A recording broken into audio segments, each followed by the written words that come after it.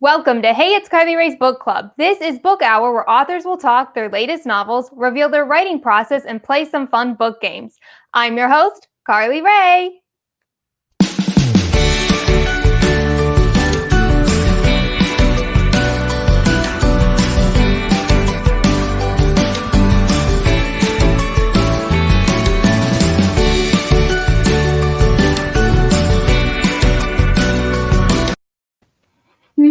Today we have New York Times best-selling author Siobhan Vivian. Hi. We're going to be talking about her newest novel, We Are the Wildcats, finding out if it was difficult writing a book that takes place in 24 hours from 6 different characters' perspectives, and if she was a varsity field hockey player herself. Plus, we are going to see if she'd rather dress up as the Wicked Witch of the West for Halloween or Maleficent. We'll dive in right after this.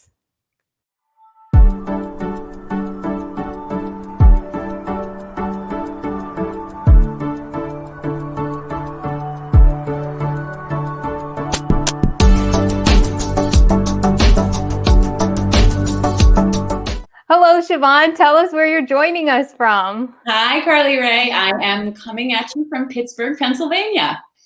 Now, We Are the Wildcats is your 10th published novel. Here is a close-up of the cover. Now, much like your other novels, it falls into the young adult genre, but for this one, it centers around an all-girls field hockey team, which is what drew me in because I also played field hockey. So tell us about it and what viewers who haven't read it can expect. Well, We Are the Wildcats is about a high school girls field hockey team. The book takes place, as you said, over 24 hours. It starts as the brand new roster of players is announced, with coach kind of posting a list. And then you follow the girls through one kind of wild night, and the book ends as they take the field for their very first scrimmage against a rival team.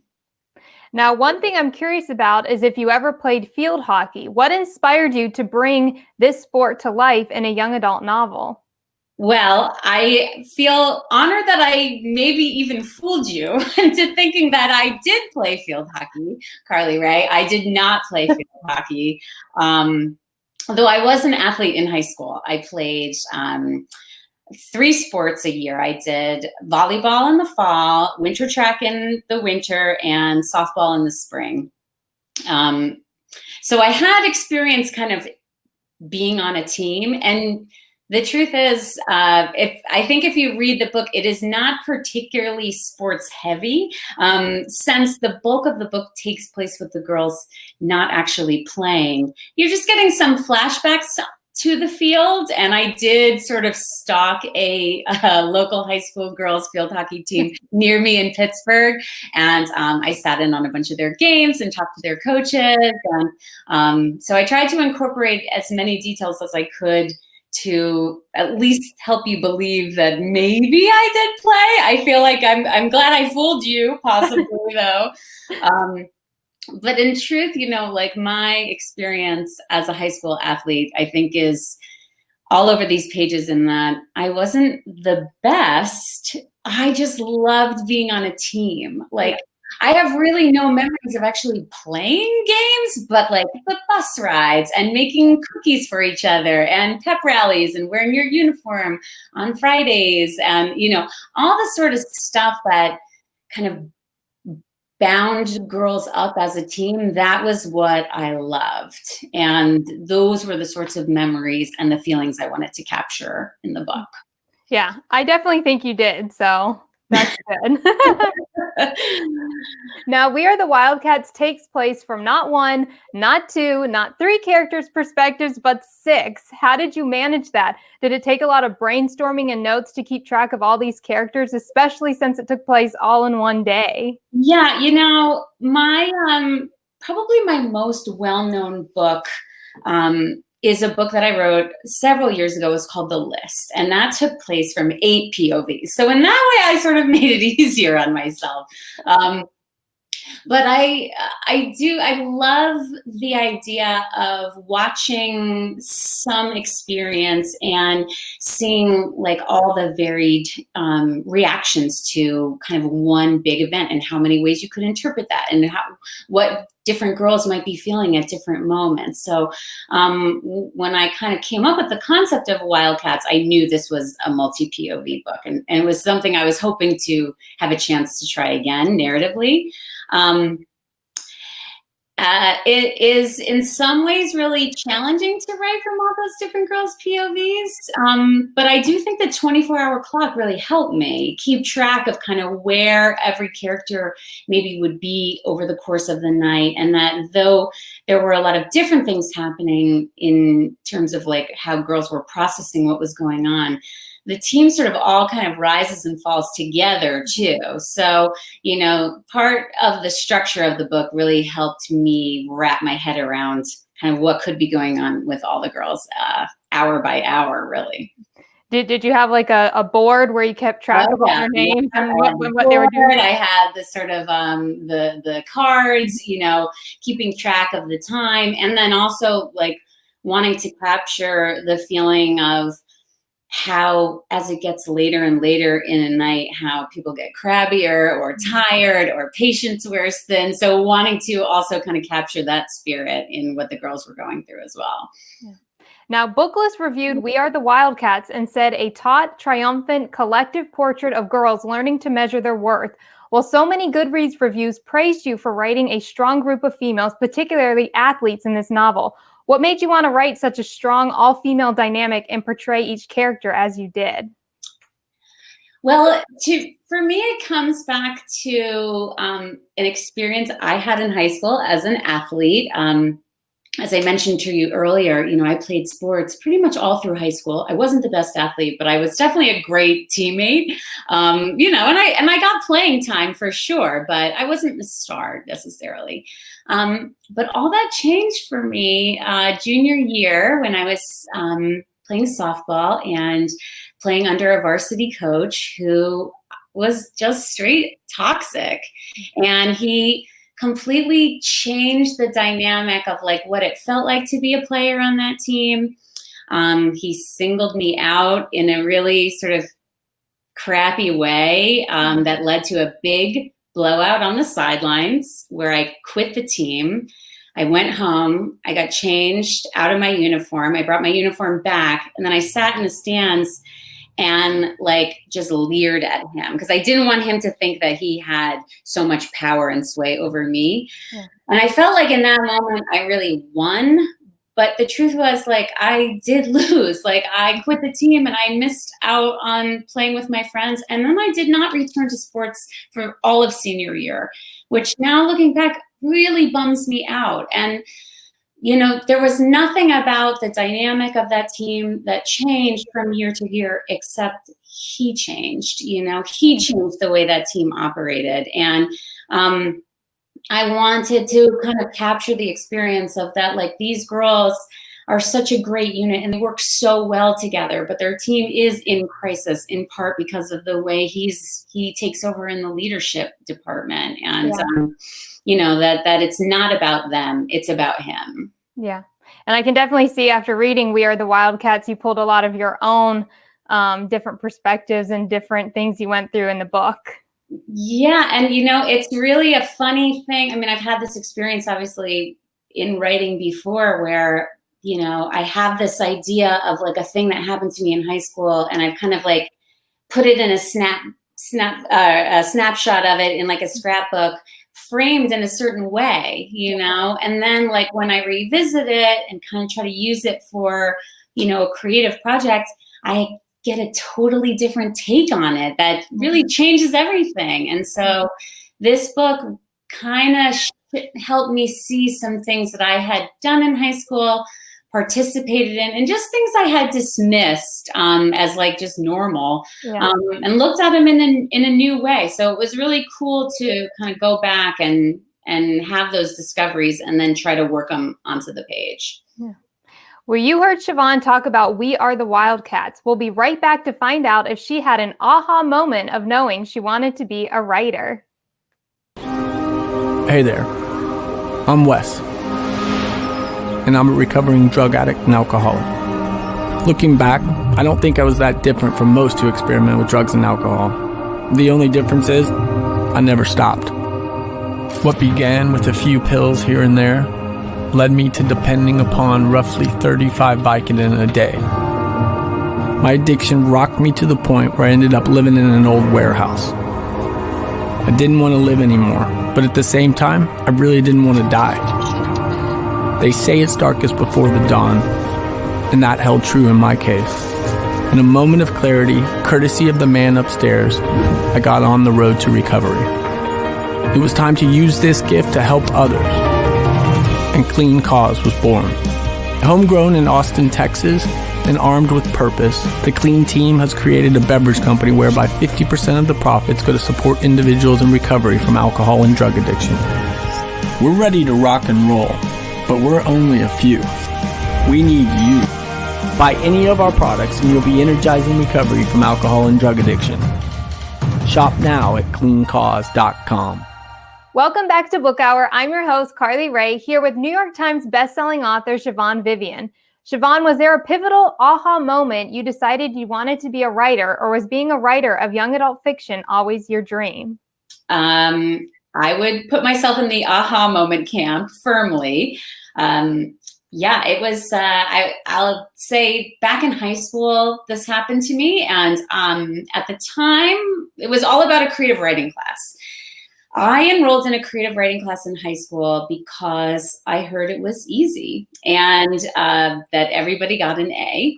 And that was very appealing to me because at the time I was a terrible high school student. My GPA was like in the toilet. I was the kind of underachiever who failed gym class repeatedly. So I think my class rank was something like, out of 120 something kids, I was like 118. And I remember sitting in, having a meeting with my guidance counselor, kind of talking about colleges. And, you know, she was like, I don't really know where you're going to get in. And, you know, I don't know. I was just so consumed with high school, but not the academic part. It was like the social part for me. And for somebody who now makes her living off of being creative, I really could not imagine like what life had in store for me. So I took this creative writing class. It was taught by the head of our high school English department. I'm sure seeing my name on the roster was like not a happy surprise for him, because I was also somebody who, you know, was regularly found at the principal's office for bad behavior.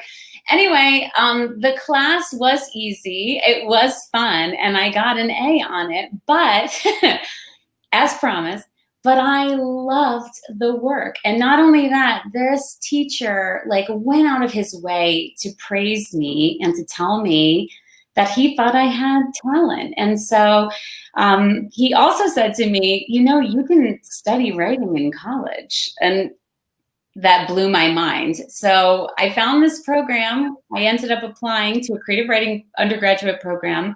It was the only school I applied to. And this teacher wrote a recommendation letter for me, basically saying, ignore her grades, ignore her disastrous SAT outing.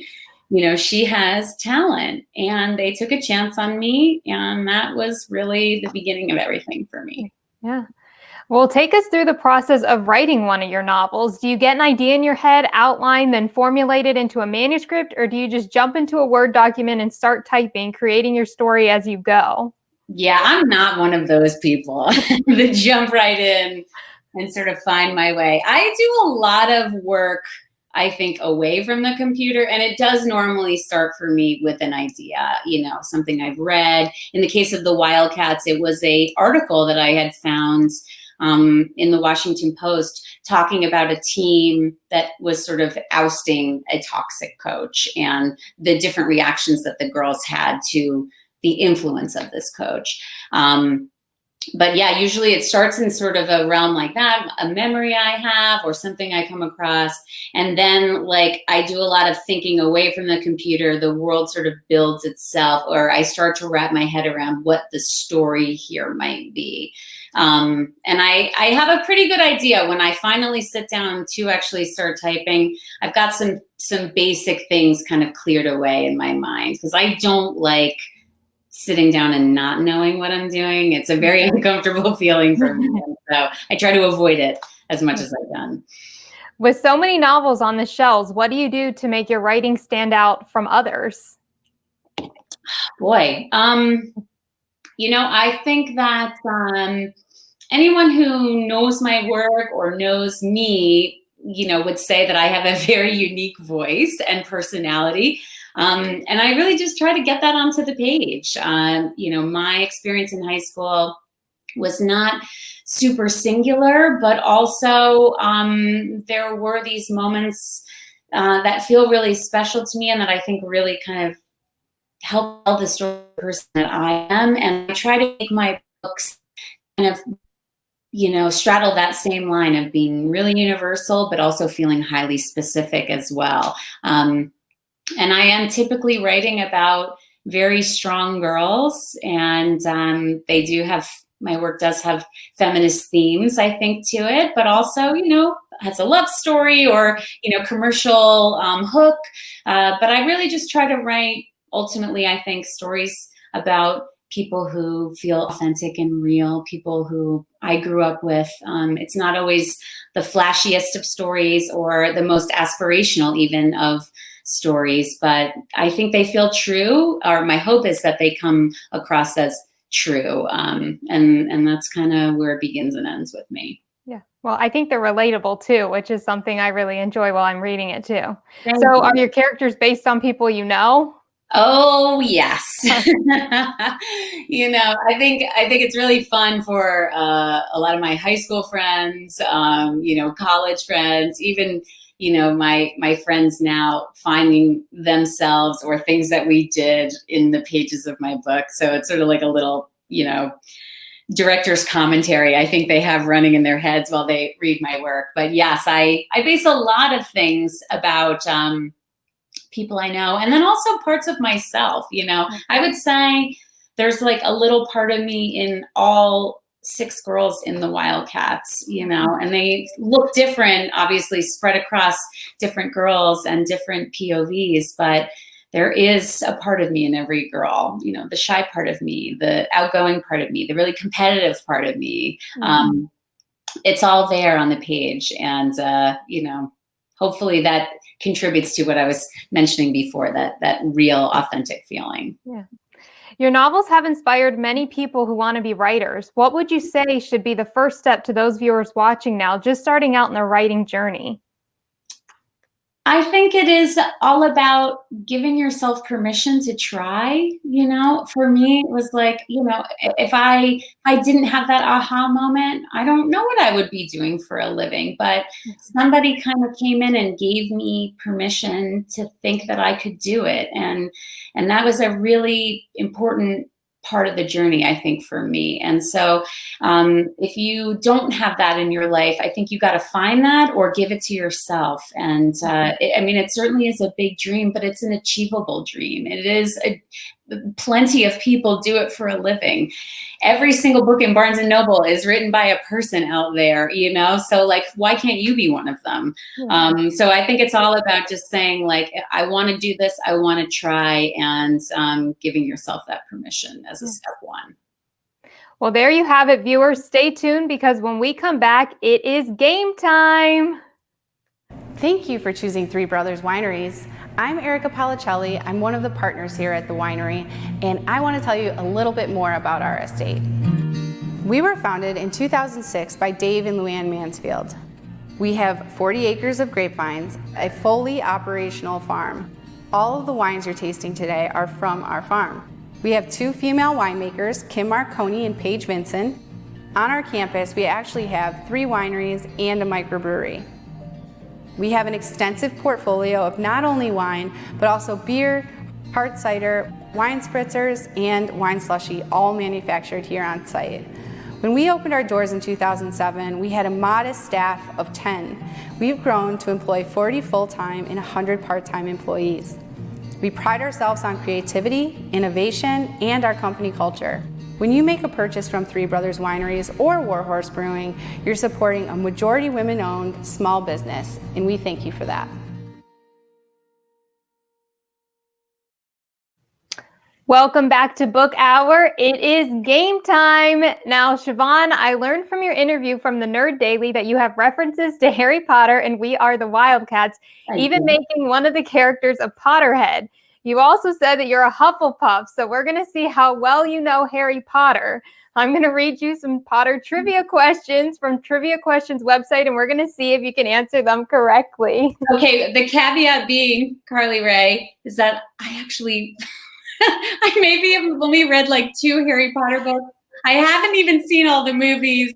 Again, I have fooled you with my writing into thinking I am an expert on something I am not. So I'll do my best, but please lower expectations. Okay. All right. Well, the first question's easy. It says, who are Harry Potter's best friends? So that would be Ron and Hermione. Yes. So you got 1-0 so far. How steep of a curve is this? Let's find out. All right. The second one is Hogwarts School has founding members. How many founding members are there? 10. No. How many houses are there? Oh, houses. Okay. 4. Yeah. So that's how many founding members there are. They're based off them. Okay. Well, give me half on that one. That's okay, so we have like 1.5 and a half. Okay. All right. The third one is Harry Potter's wand. What is it made out of? Wormwood. No, it's made of holly. Okay. So we have 1.5, 1.5. So we have a tiebreaker here. All right. The last question is Harry Potter has a friend who, over the books and movies, takes on the role of Minister of Magic. Which friend was this? Oh, was this the dude who got in trouble with? He was like the guy, and then he was like wanted. I remember the poster where his like face is animated. No, I'll give you a hint. It's one of his female friends, good friends. Oh, and she becomes a Minister of Magic. Yes. Is it Ginny? No, it's Hermione. Oh. Whew. All right. Well, you got 1.5 to what, like 2.5? Wow. Okay. Well. All right. That's like a little glimpse of me in high school taking a test. All right. Well, that concludes the game time for Harry Potter trivia. We're going to move on to do Would You Rather Halloween edition. Okay. All right. Would you rather dress up as the Wicked Witch of the West or Maleficent? Wicked Witch of the West. Would you rather eat candy corn or a caramel apple? Candy corn. Would you rather make your own costume or buy one? Make my own. Would you rather watch a scary movie or read a scary thriller novel? Thriller novel. Thriller novel, for sure. And then the last one is, would you rather tour a haunted house or tour a graveyard? Graveyard.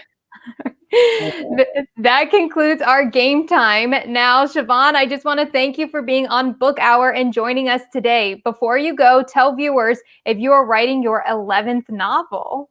I am writing my 11th novel. I haven't shared too much about it publicly, and it is definitely still a work in progress, but I do have a title. Right now it's called The Juliet Eclipse. Ooh, and it's another YA? Another YA, and this one is about 2 sisters, which is something I've always wanted to write about and have not yet. So I'm really excited about it. Yeah, I cannot wait to find out more. Now, if viewers want to stay up to date on all things Siobhan, where can they find you on social media? I am always on Instagram at SiobhanVivian.com or at Siobhan Vivian, and then my website is SiobhanVivian.com. You heard Siobhan. Go and check her out now. All of her social media handles are in the description below. So if you don't follow her, go check her out now. Siobhan, thank you so much for being on Book Hour. And for those watching, I hope you have a great day. Thank you, Carly Rae. Thanks, everyone.